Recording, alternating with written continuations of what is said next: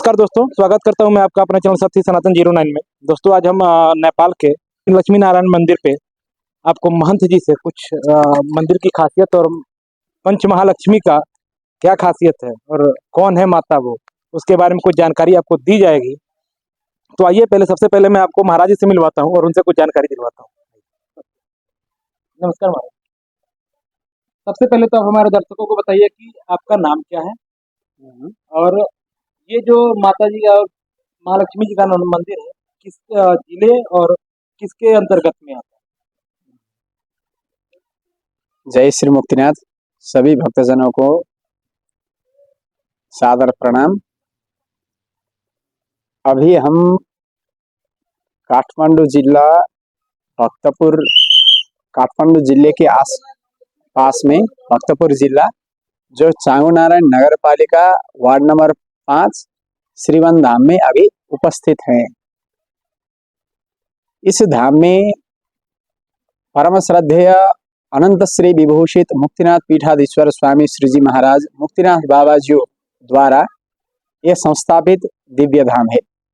इस धाम में भगवती पंचमहालक्ष्मी माता और उनके साथ मुक्तिनाथ भगवान विराजमान हैं। ये मंदिर विश्व में एक ही स्थान, यही स्थान में है और पंचमहालक्ष्मी श्रीपीठ करके विश्व में एक ही स्थान, इसी को हम जानते हैं। अभी हमको जानने के लिए ये आता है कि कहीं भी महालक्ष्मी स्थान है, महालक्ष्मी का श्रीपीठ है और अष्टलक्ष्मी का है।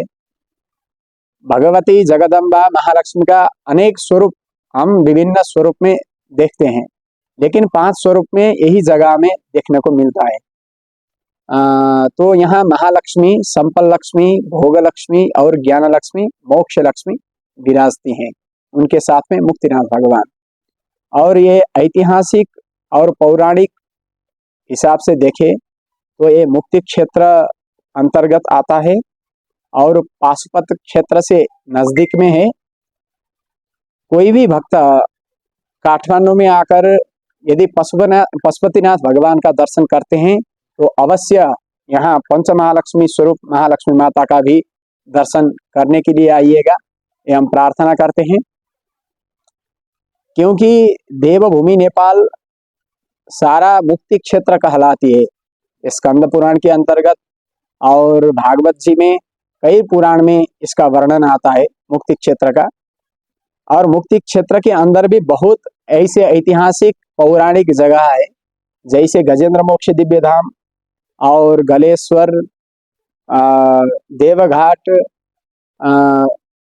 हरिहर क्षेत्र और बराह क्षेत्र, कौशिकी नदी, ये सारा पौराणिक ऐतिहासिक स्थलों में आती है।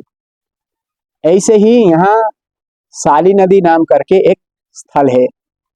ये ऐसे तो पुराण में कहीं मिलता नहीं, लेकिन बहुत पूर्व काल से ये परंपरागत आ रही है। साली नदी स्वस्थानी व्रत कथा करके एक ग्रंथ है, तो उस ग्रंथ के हिसाब से ये भी ऐतिहासिक स्थल है। उसी के नजदीक साली नदी और देवा नदी का पावन संगम स्वयं प्रकट सालग्राम भगवान। सालग्राम ऐसे तो गंडकी नदी में ही मिलती है, लेकिन यही जगह ये जहाँ हम मंदिर देख रहे हैं, मंदिर के ही पीछे भाग में वहाँ एक समथल भूमि है। उसमें वो समथल भूमि का कार्य चल रहा था, तो वहाँ एक पत्थर से बादाम जैसा होता है, बादाम का खोल आकार जो जैसा होता है, बाहर से खोखला और अंदर गुठली, ऐसे ही सालग्राम भगवान बड़े पत्थर से निकले, स्वयं प्रकट सालग्राम हुए। उन्हीं के नजदीक में ही, उन्हीं के सन्निधि में ही यहाँ पंचमहालक्ष्मी माता समेत मुक्तिनाथ भगवान विराजमान है। और इस मंदिर में हम दर्शनीय स्थल जब देखते हैं तो बहुत आनंदित होते हैं, भक्त लोग बहुत आनंद से उठते हैं। तो यहाँ भाष्यकार रामन स्वामी जी का सन्निधि है और आगे गौशाला, वैदिक गाय, लोकल गाय का हम दर्शन कर सकते हैं।